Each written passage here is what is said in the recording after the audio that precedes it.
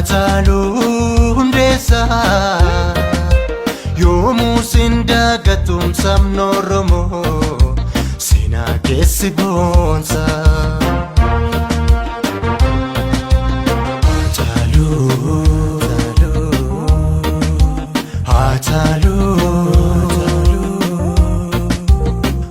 Hacaaluu Hundeessaa yoomuu sindagatum sabni Oromoo seenaa keessi boonsa.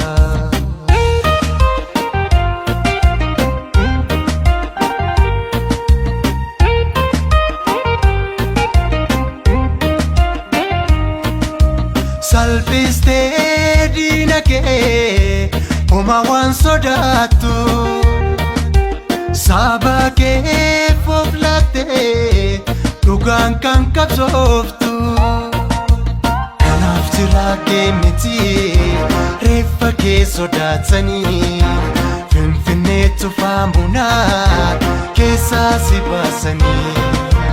Kanaan turreem silaa hatee galanni kee yartuu si nyaate kaa fakkaatee fiira kee. Minilikiinis buqqifnee siidaan amma nyaata waadaadhaa siidaan kee gaaf tokko naaffata. Hajee kiyya wayyoo mankaraarree boonyuus lubbuu kan kee kaalee deeffachuun dandeenyu boolla kan kee keessaas daadhii si fayyaasuun. Waaqni Oromoo biyyee sitti salphisu Rabbiin jannata isaa eessi badhaasu. Waaqni dachiif samii si akkananii dhiyeessu.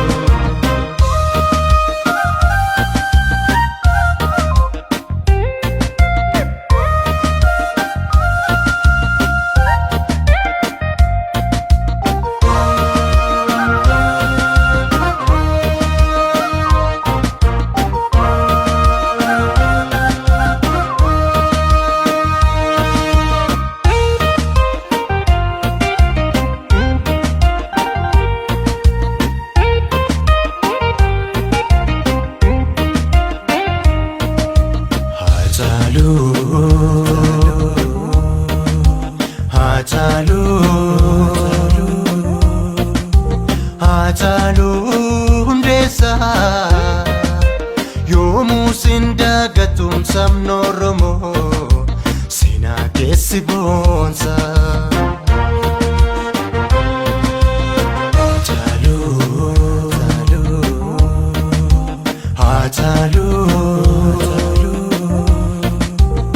Hacaaluu Hundeessaa yoomuu sindagatum sabni Oromoo seenaa keessi boonsa.